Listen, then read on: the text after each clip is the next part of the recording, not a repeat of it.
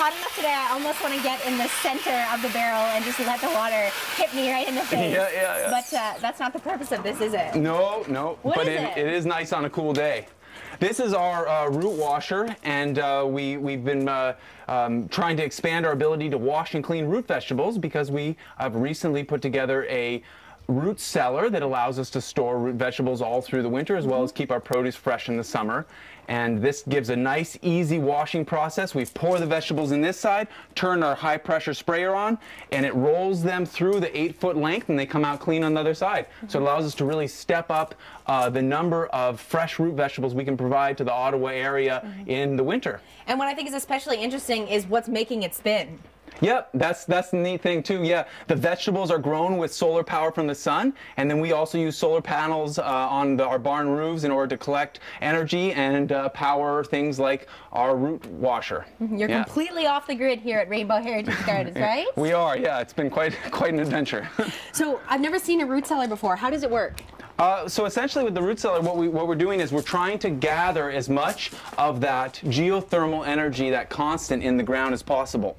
If you go down, say, 8 feet in the ground, we reach a constant, and whether it's 30 degrees, plus 30 degrees out in the summer, or negative 30 degrees in the winter, the root cellars maintain a pretty constant temperature. And we're finding that in the winter, we're keeping it about 4 degrees Celsius, which is a perfect temperature for root vegetables like carrots and potatoes and Jerusalem artichokes or sunchokes, if you've had those before, as well as many other things like our sweet hack-ride turnip. And in the summer, we're also finding that we're able to keep a pretty nice temperature in there, around 8 degrees or so, for storing our vegetables. It's nice and cool. I find myself just trying to cool off in there. Oh yeah, it's great to go in on a nice hot day. You mentioned eventually the dirt will actually surround the entire root cellar? That's right. Right now it's buried all over the top, and all we're doing right now is finishing our berming rock walls with old, actually, limestone foundation stones from a 100-year-old house that's up the hill there.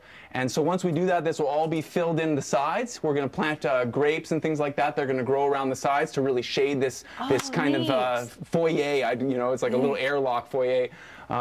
And that'll make it even cooler, Can we head inside? Yep, you go right ahead. So being a 7th-generation farm, how old does that make this this land? Oh, I believe 1856 is when the Dobsons came to the area, and Kyla's family started the farm. Yeah, I think 1856, I'm pretty sure. Okay, and Kyla, for those who don't know, is Zach's wife. So what kind of vegetables have we got in here? She's my wife and superhero. So nice little shout out for Kyla. What a sweet husband you are. We've got everything in here. I mean, right now we're still in our kind of end of season and like end of last season product, and we're just starting to get the new product in. So what we have is the carrots and potatoes from last year. So we have here, carrots in there and little carrots in here. Now, before we go, you mentioned that when I'm standing over here, how deep am I underground?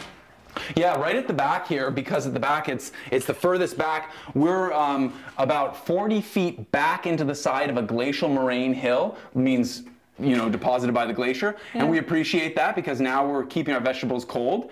And we are 16 feet, your feet are 16 feet below ground right now. So we're really able to maximize that cold. Like, touch this, this is free energy.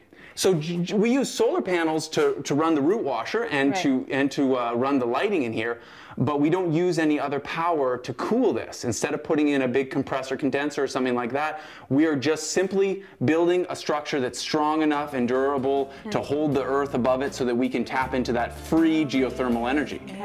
Gotta go, but thank you so much for having us here today, and a reminder about the tour on Saturday. You can come down and check out Rainbow Heritage Garden, really get your hands dirty and taste the fresh produce.